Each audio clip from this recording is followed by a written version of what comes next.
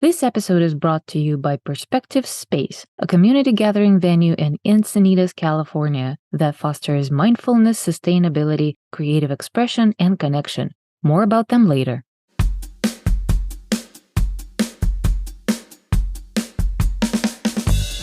Hello and welcome to In the Art Scene podcast, an art podcast that has it all. I'm your host, Galina Marquez, and I invite fascinating people to talk about their personal creative journeys, success stories, and inspiration.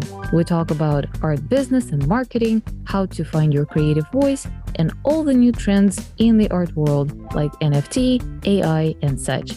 Join me and my guest for today's conversation. Hello, everybody. Welcome back to In the Art Scene podcast. I don't know how you are doing today. I'm doing amazing. It's Friday morning. It's sunny. It's September. You guys are probably going to hear it sometime toward the end of the year. So I hope you are having nice holidays or getting ready for nice holidays. And I am having, again, you might guess it, a very special guest. My guest today is Jane Bellante, a multifaceted creative and an art business coach. I don't think we've ever had an art business coach, so I'm super excited about this conversation. I hope you are too. So welcome, Jane, and please introduce yourself. Oh, thank you so much. I'm so excited to be here. So I am a mixed media artist. I've been a mixed media artist for 30 years.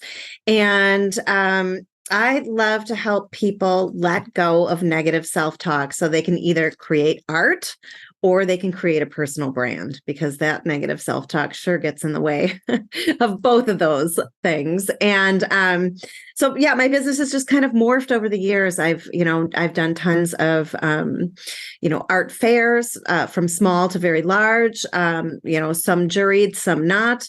I've owned 3 different retail spaces, and now I am working from home. I'm an empty nester, so it's really great. My husband goes to work, during the day, and so I get the whole place to myself with my pets, and I really am enjoying the place that I'm at right now. So, that sounds amazing. It sounds like you've done it all, and it sounds like you've made it in the art world, and now you're coaching other people from actual your perspective and your experience. And I'm really curious to hear a little bit more about that experience. How did you go to school for art, or how did you come to be that multifaceted creative?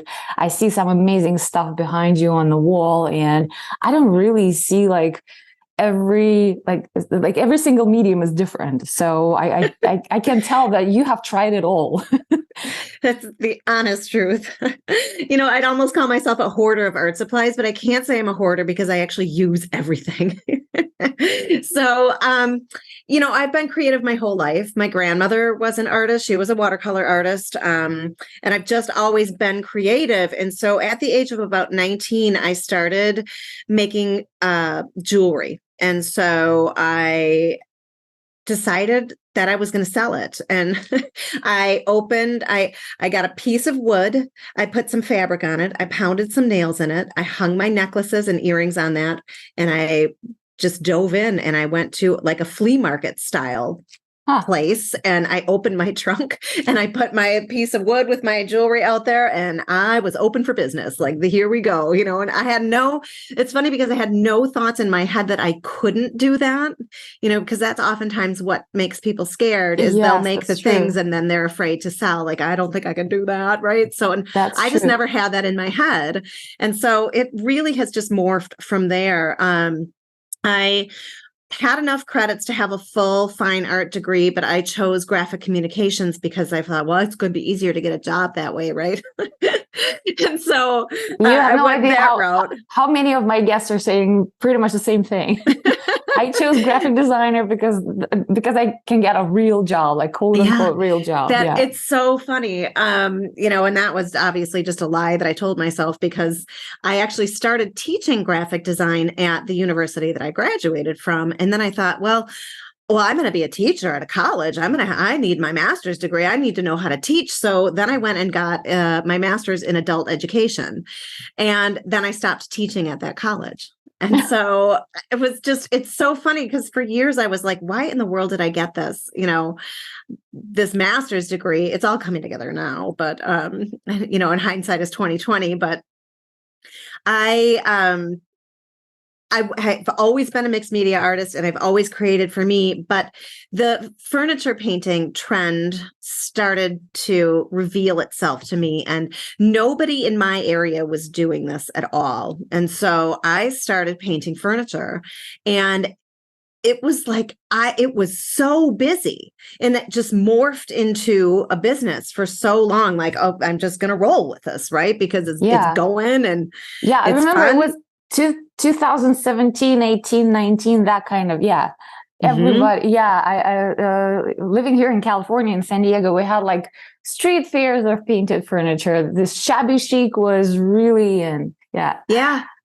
So for me, that started in about 2009 or 10 or 11, something like that. So so I painted furniture for like 12 years. Wow. And as the furniture painting trend started to morph, people started using the furniture as their substrate, right, for creation. And so they actually started to show their art on furniture. So I was like, what? This is like all coming together, right? So I started creating art on furniture.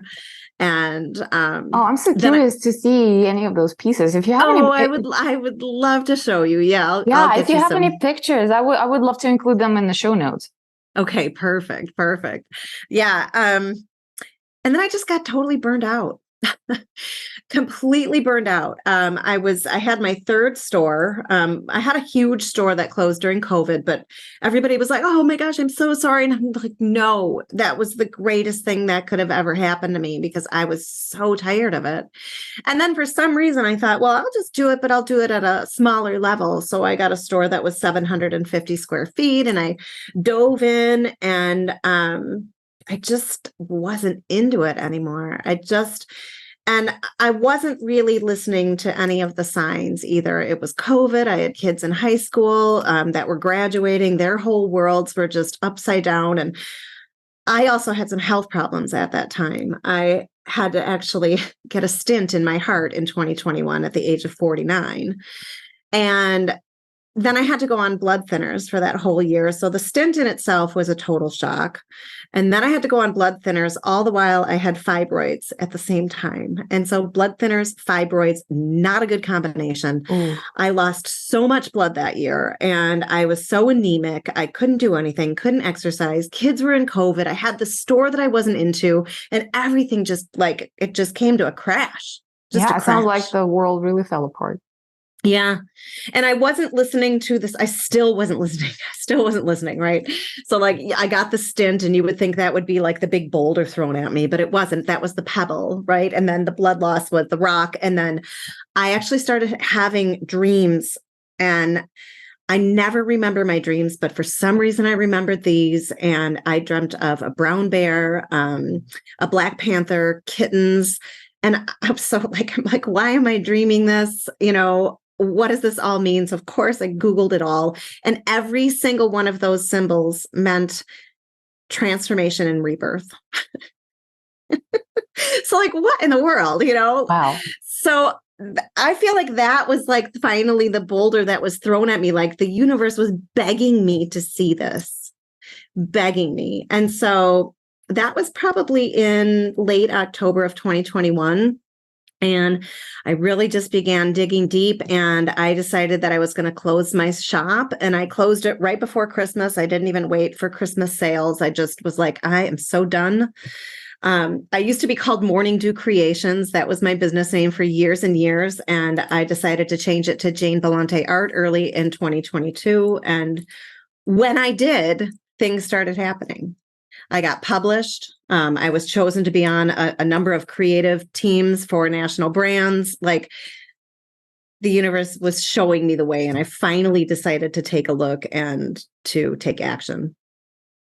This is very interesting, and I have a question for you.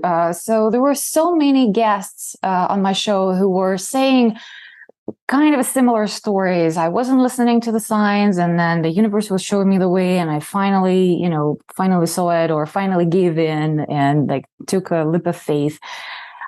You are now doing it for, this is your business. This is your profession. You are showing people how to start listening to the signs. Yes. So I'm really curious about that, because I'm pretty sure that a lot of us are just right now ignoring those signs. Like we're getting, I don't know, morning headaches, or like I dream of kittens, every other day. So I have no idea what that means for me, honestly. So, so I'm pretty sure that a lot of our listeners are might not realize that the universe is telling them something, and the things that are happening to them are signs. So I don't know, one good advice or one word of wisdom or something, how to break through that, blind spot and actually, start communicating back with the universe. Right. Well, I think that silence is a really important thing. And especially as women, we tend to do everything for everybody else all the time, and we ignore ourselves. That's just innately who we are. And if you never, ever stop, you're never going to hear anything. And that's what was happening to me. Like, my kids during COVID, and, my medical problems, and my business. And I just felt like I was on that hamster wheel, and never ever taking the time to slow down and to listen to those whispers, because they're going to come in. They'll come in, and it will hit you like a boulder if you don't listen. And so I think being quiet is a really important thing to do. And so meditation, I love to work in my art journal. My art journal is actually absolutely everything to me. I work everything out in there, and then I get to create pretty things at the same time. So, my signature method that I actually teach people actually has to do with art journaling. And it's amazing that once you bring these things to the light, that like now you know about them. And so you can either choose to continue in the story that you've been telling yourself, or you can choose to take action to create a new story. And that is 100% where I work from. 100% possibility, 100% of the time.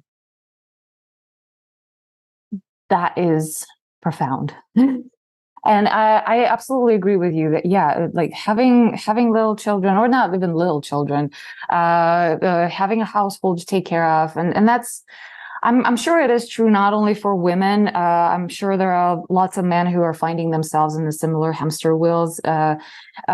Just having a short disconnect, a meditation practice is very helpful. And I'm actually curious about this journaling practice, because from what I know about journaling, there are different ways of doing it. There are prompts for journaling. There is a stream of consciousness journaling, where you're kind of accessing your subconscious, and kind of whatever comes out, and then you get to visualize it, and it's like, whoa, what was sitting in me? Yeah. Or there's like journaling of, writing down like what has happened with you in a day. So you kind of have that visual list of things, of actions or events or whatever. So what is your method more about? It really is a combination of all of those things. I just absolutely love to create, and it helps me like work out problems. So like remembering who I am, and making that into visual form is just so powerful, because you're putting it out into the universe, and then you're concretizing it with an image. And it really helps you make quick shifts. It really does. And so, yeah, that's part of what I teach. And it is powerful. It's very powerful. Yeah, and the page that you just showed me is absolutely amazing. And I am just wondering, like, you've been doing it for several years. I wonder if you have like a stack and stack and stack of those journals. Girl.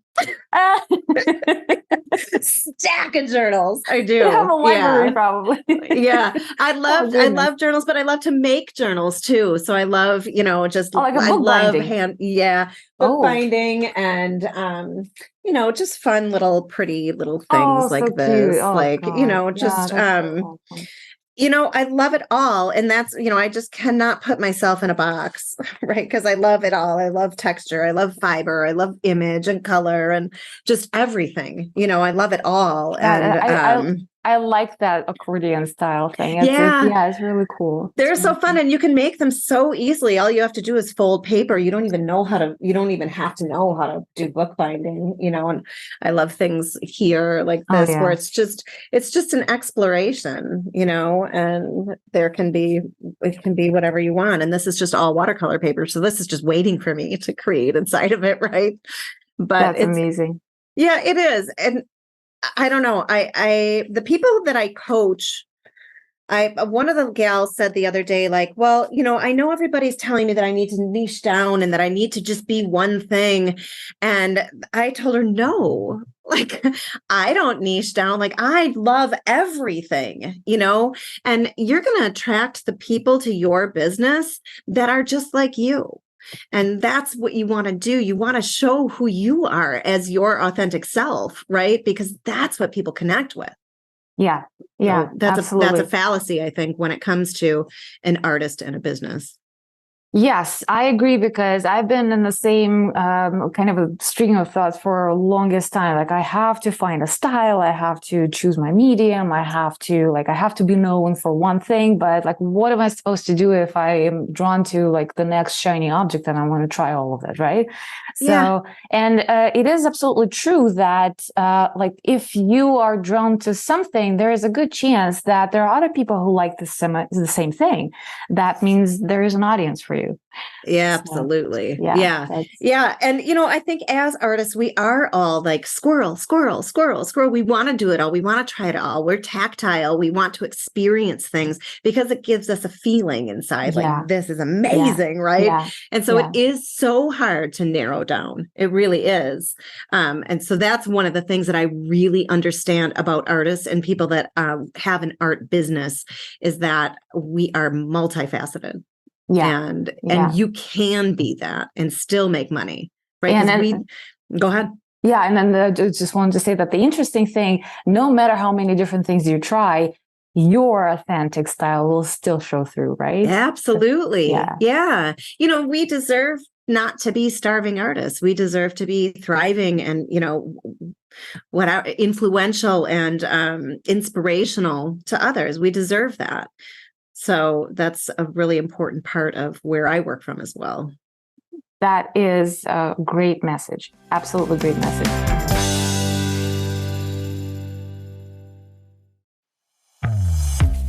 Let me tell you about the new friends and sponsors of the show, Perspective Space. Perspective Space is a unique venue in the heart of Encinitas, California, open for individuals and companies that promote mindfulness, creativity, sustainability, and connection through their practice. The space is open and bright and well suited for art shows, yoga, photo shoots, sound healing, art classes, workshops, and other community gatherings of up to 60 people at a time. Perspective Space is a project by Think Parallax, a local sustainability strategy and communications agency that generously opened up its office for the local art community during the pandemic. I interviewed the CEO, Jonathan Hanwood, in Season 8, Episode 6, and I'm dedicating several episodes in this season to feature their artists and residents. To learn more, go to perspectivespace.com or click the banner on intheartscene.com. It's perspectivespace.com or click the banner on intheartscene.com.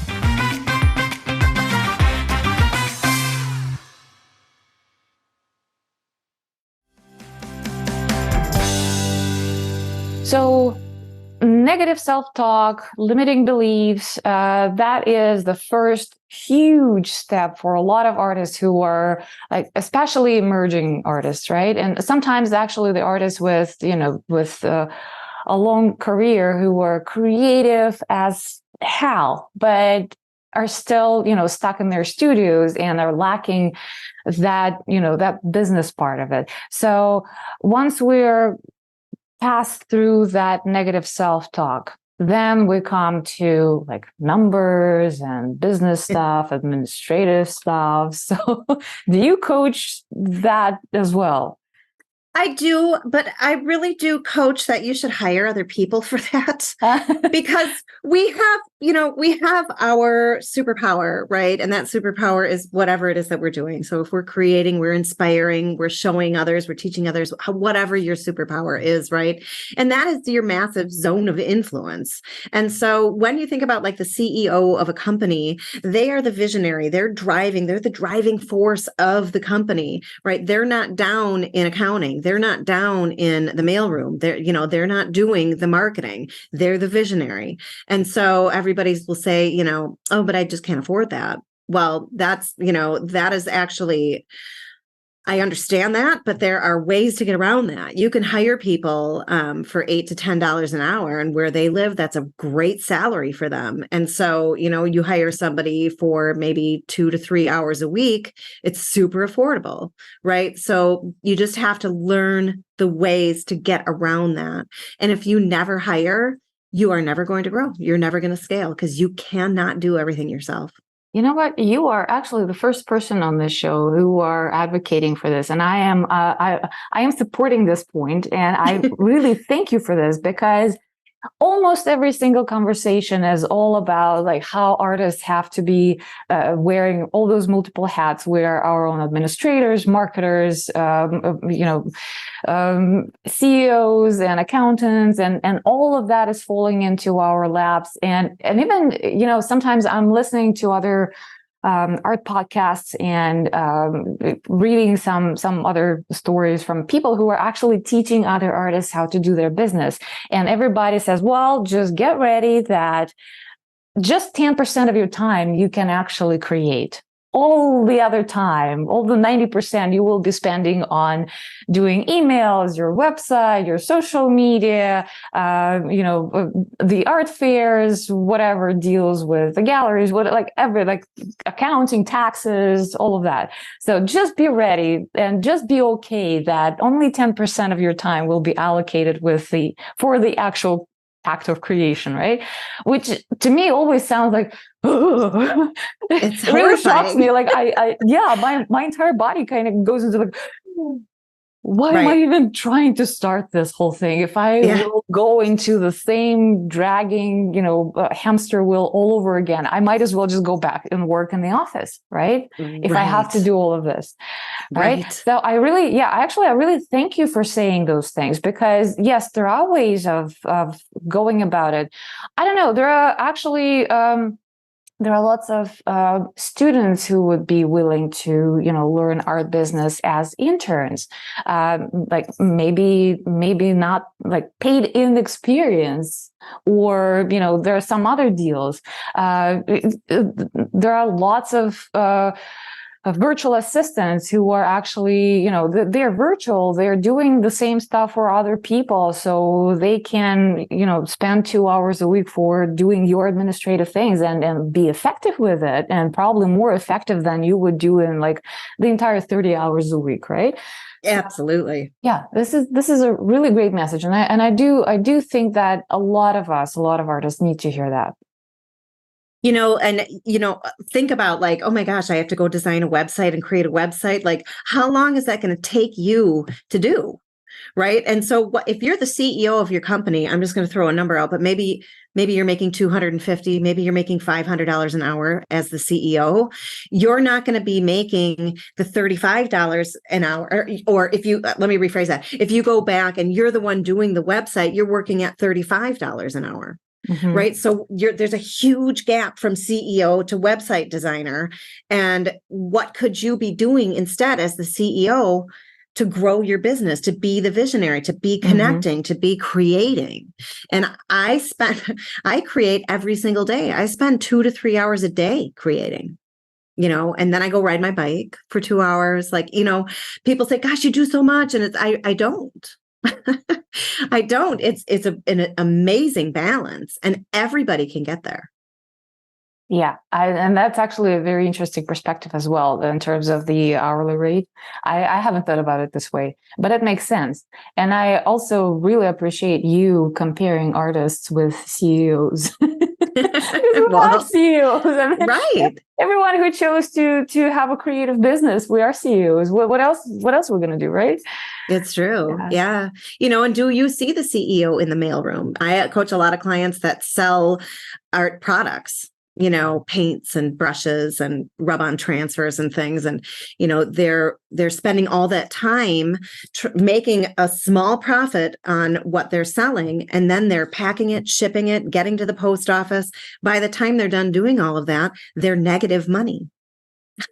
Because it's so much work. Yeah. So you're killing yourself and working all the time and tons of hours. And when you really sit down and look at it, you're making negative dollars an hour. Yeah. That doesn't make any sense. Yeah, that's true. That is true. And I've heard before when I was working in corporate setting, the phrase that a lot of CEOs like to repeat to themselves, that I got to work on my business, not in my business. That's the truth. Which is really true, that to grow your business, to move it forward, you have to continually thinking about the strategy, thinking about the next step, expansion, and thinking is work. It takes a lot to actually come up with a good idea, and then create the plan and make sure that you have resources and people to execute that plan. Yeah. And if you're not going to spend time on all that thinking and planning, who will? That's exactly true. And then there are all the things in our head saying, well, I can't do this. I can't do this. I can't do this. All of those forces against us all the time.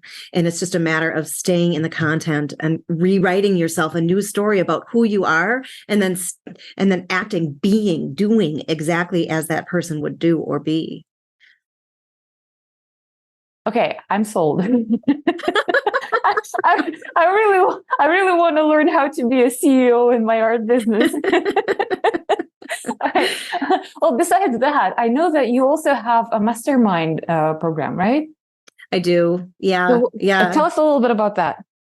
Well, it's an amazing program with artists of all kinds. Some people have like craft businesses. Some people are full-on artists that teach retreats, around the world. I've got some writers in there. And it really is a cool thing that we can get together, really learn about each other and support each other in business. And then I'm sort of the visionary for everybody. And I just keep them on track. Like, okay, now let me just stop you right here, because this is a lie that you're telling yourself, and you're actually coming from a lack mentality right now. And let me just show you. And then they go, oh my gosh, I am. Like, let's figure this out. So I do one-on-ones with everybody every single month. And then we do main teachings. Like right now, we're really working on messaging. Mm-hmm. And messaging, brand messaging is the most important thing. And when you get that down, that's when you can really connect with your people. And so we're really working on that right now. We work on mindset all the time. And of course, I teach some of my most powerful art journaling exercises in there. So I think it's just so important to stay in that positive content all the time. Yeah, and so it's a really wonderful, wonderful place to be.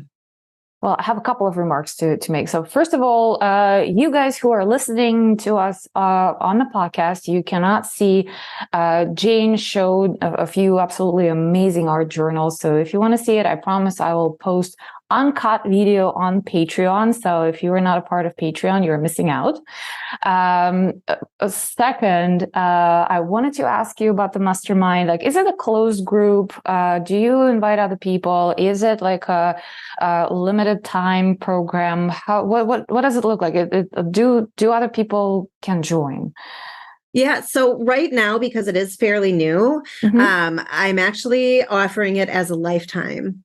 And so I just want to grow like a core group of people and really take them through a journey and really see where we can all get together. So right now it's open. It's open and it's lifetime. Now, when you say lifetime, what does that mean? Well, I guess it's the lifetime of my business, right? Right. But it also includes a retreat. And some extra fun things. There's a lot going on in there, so it is open. And I definitely am trying to attract other people in that understand this mindset. They can see it in themselves, and then they can understand that they too can get past all of that BS that they're telling themselves, and they want to take action. And I'm all about taking action, and I'm all about taking imperfect action. So Imperfect. I love that. I love that. 70% is perfect. 100% is you have overthought it way too much. Right. And so I encourage people to take scared action, doing something that they wouldn't normally do, because that is where the shifts happen. That's where they occur. Awesome. So I gotta ask you this question. So do you have a timeline when you are going to close that? Because right now it's open, but this episode will probably air a couple of months later after the recording day. So I just want to make sure that people who are listening it now are not missing out, that we're talking like, oh, this is open, and then they go to your website. It's like, nope. Like if I'm being if I'm being totally honest, I can't really answer that question. I'm somebody that really listens to the universe now, right? Because I missed it all before, and I listen now. And I guess I can just say, when I feel it's time to close it, I'm going to close it. But as of right now, that's not happening. I want to attract in the people that want to be there. And I don't want it to get huge, because that takes away the trust in the group, right? But I just want to call in the people that really that are resonating with this, and they're ready to take imperfect action to grow their business. Awesome. So, okay. So for every one of you who are listening, go check out Jane's website right now, because in case tomorrow she's going to close and you have, a little bit of time left. And if you are late, I am sure that Jane has a lot to offer besides Mastermind Group. I actually have another question for you, Jane. You mentioned during this conversation, you mentioned personal branding, brand messaging a few times, and you said that this is really important. I wanted to hear your perspective on this personal branding idea.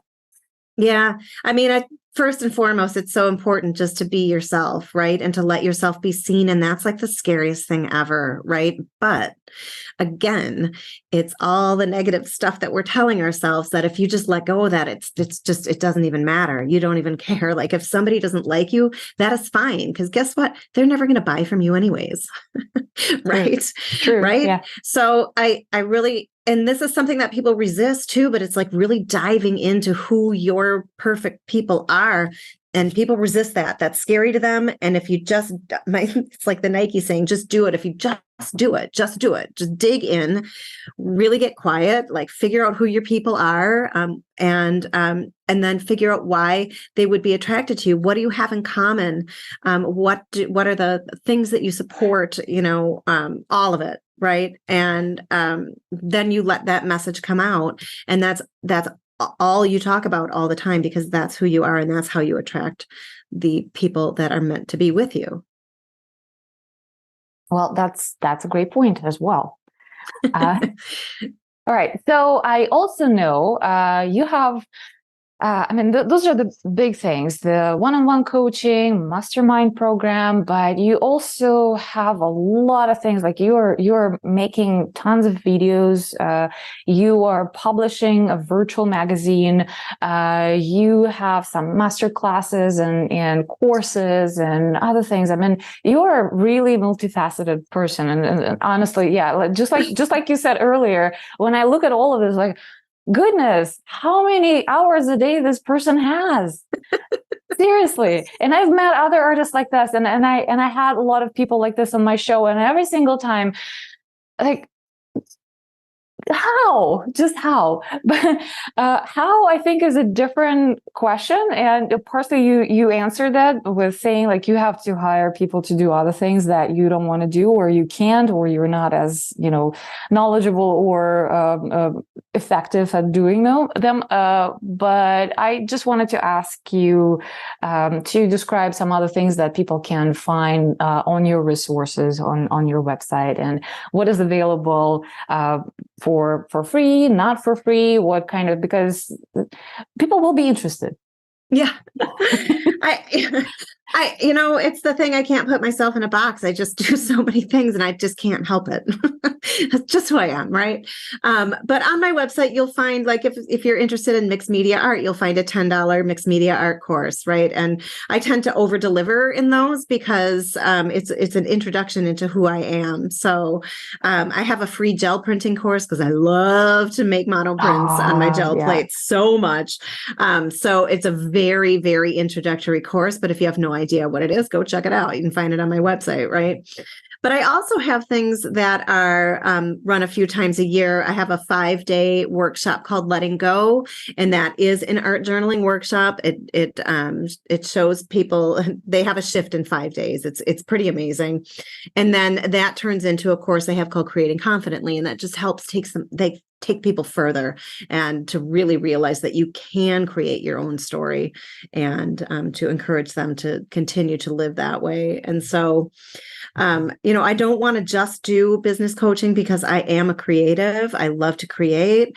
I am a teacher, and now I understand why I got that adult education master's degree, because now I really can easily write curriculum. It's super easy for me. And, so that makes it easier. And I understand how adults learn. So it's a more effective process. Awesome. You also mentioned something very interesting before when we were chatting a little bit before recording this interview. You actually have a course on making courses. I do. That sounded really amazing for me, because that's something unique I've never seen before. So. Yeah, so it is actually really fun. It's called Ignite. It's a 6-week accelerated course. And the cohorts that join, not only do I show them how to create courses, but we actually create a course together. And then we launch it at the end of 6 weeks, and the profits go to them equally. So it's amazing. And that's another huge shift, because you are literally forced to create a course, and you have to get over all of the stuff. Like, I don't like my face and my hair looks dumb. And I can't get all the stuff, all the things, right? You have to get over it all. You have to, and then you do have to edit a video for yourself. This is something that you can hire out on, but wow. you got to do it. Right. And it's amazing. It's literally amazing, because people are like, all the things that you've been telling yourself, that you can't make this, you can't do a course, it's too much, it's so much. Then you did it in 6 weeks, and you had people doing it with you, and it's a fun process, and it's super scary, but you're taking that imperfect action, and then you get to make money at the end of the course. Like, how cool is that? Yeah, that sounds really amazing, because I don't think I've ever seen, I've seen other programs on how to make courses and stuff, but I've never seen anything that is actually a collaborative, creative approach with a chance to actually launch a real product and get a profit off of it. Yeah. So that's amazing. That's really amazing. Pretty cool. Yeah. And I have a free online course creation ebook that I could offer if your listeners are interested in just learning about where do I even get started. And it really does all start with your community that you are a part of, and listening, and being the one to take the action to actually teach what they're asking for. So yeah, if you want to offer that book, I will be happy to put it in the show notes. Just send me the link, and everything will be there. And speaking of the show notes, I think it's a good time to spell out where to find you online, and where can people, meet you and see everything that you get to offer. Yeah, I mean, so I'm not on TikTok or anything. My biggest audience is on Facebook. I'm recently really started focusing on Instagram. So Facebook and Instagram, at Jane Bellante Art is you'll find me everywhere there. And then of course my website is just janebelanteart.com. And I've got a podcast. It's called Creatively Curious. And goodness, this woman has a podcast, guys. What else you can do? That's actually done with a friend of mine, and it's really just kind of light and fun. There's I say light and fun, but there's a bit of mindset in there as well, right? Because that's just who I am. But it's a really fun conversation. All right. I'll make sure to put all the links in the show notes, including your podcast. And hopefully my listeners will transfer to your listeners as well. And and vice versa. Let's grow the audience. That's awesome because there are so many artists who need to hear all of it. I agree. All right. Well, that was a really, really cool conversation. I think I asked pretty much everything I wanted to ask you today, but I'm pretty sure that you have. I mean, come on, in every answer, you like spill out something. I was like, oh, I also have that. Oh, like, okay. Is there anything I did not ask you about that you want to share today? Gosh, I don't think so. I just, I love to be at home. I've got a dog and a cat left. My kids are gone. And so I hang out with my pets all day and I create, and it couldn't be more wonderful. I'm super blessed. I am jealous. You can get there too. Well, I have pets. Jane, thank you so much for joining me today. It was absolutely wonderful to talk to you, and thank you so much for your wisdom. And I will make sure, again, you guys go to the show notes to find Jane's links to her social media, to her website, the book that she is going to share with us. I'll put all the links, and some pictures that if she will kindly provide us with some images of her art journals and painted furniture, because I'm actually very curious to see the art on piece of furniture created by Jane. I'm sure that's a rare thing now. If you find one on eBay, it's gonna be an investment. Yeah, we'll see. Yeah, that's so funny. Well, thank you. I just appreciate so much.